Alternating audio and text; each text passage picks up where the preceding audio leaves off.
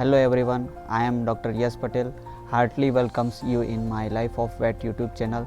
As we all know, there is a commonly heard about cesarean section in human being, but is it possible in animal? Yes, it is possible. Cesarean section is the procedure of removal of fetus from the uterus by laparotomy. It is generally a last procedure in emergency cases. In case of a emergency, there is a fetus was not coming out normally. It might be due to the fetal oversize, uterine inertia, maceration, mummification, and improper dilatation of cervix. Today's case is of cesarean section in cat. ये जब case हमारे पास आया cat का, तो उसकी history में ऐसा था कि वो 2 दिन से पार्चुरेशन की किटनिंग की प्रोसीजर स्टार्ट हो गई थी। एक किटन आ गया था 1 दिन पहले, लेकिन दूसरा किटन है वो अंदर है या नहीं वो ऑनर को पता नहीं था, लेकिन वो इनएपेटेंस हो गया था। कंटिन्यूस ट्रेनिंग कर रही थी, लेकिन वहाँ से किटन बाहर जो था वो निकल नहीं रहा था। तो जब हमारे पास आया तो हमने पहले तो उसको एग्जामिन किया।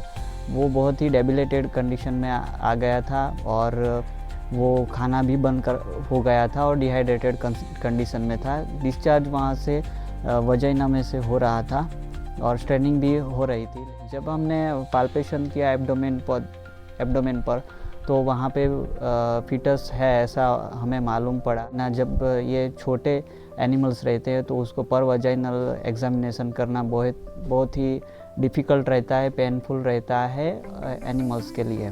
सो we going for sonography and we examine the abdomen and uterus. वो dead foetus inside the uterus है।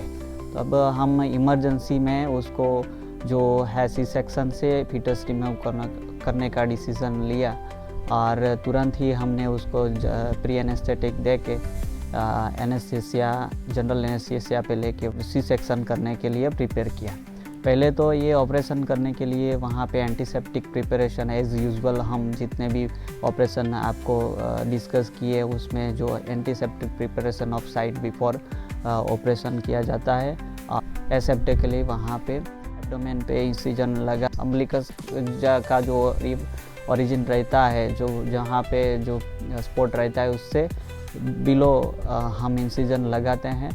इंसिजन लगाने के बाद वहाँ पे जो ग्रेविड यूटेरस है वो इजीली पाल्पेट हो जाता है। धीरे से ग्रास्प करके फिर यूटेरस को हम बाहर निकालते हैं और वहाँ से जो फीटस है वो हमने वहाँ से निकाला। से डेड फीटस वहाँ पे हमने निकाला था और बाद में यूटेरस को अच्छी तरह से वॉश करके एब्जॉर्बेबल स्यूचर मटेरियल से उसको स्यूचरिंग करके क्लोज करके फिर से उसी जगह पे एब्डोमेन में जो है वो वहाँ पे प्लेस करके एसेप्टिकली वहाँ पे muscles and subcutaneous and skin को हमने एब्जॉर्बेबल स्यूचर मटेरियल से उसको क्लोज कर दिया।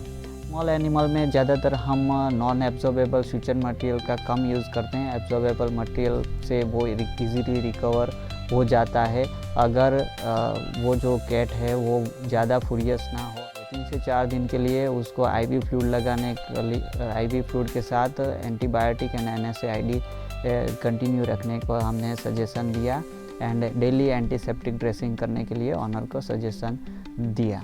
Section is the last option in emergency. Normal delivery नहीं होती है एनिमल्स में, तब पहले हम उसको मैनेजमेंटल एस्पेक्ट से, ट्रीटमेंट एस्पेक्ट से पहले ट्रीटमेंट मेडिसिन देते हैं। मेडिसिन से अगर वो नहीं ठीक हो पाए या फिर मैकेनिकली वो सही नहीं हो पाए तो बाद में हम लास्ट में अगर एनिमल की कंडीशन के हिसाब से हम सिजेरियन का डिसीज़न लेते हैं।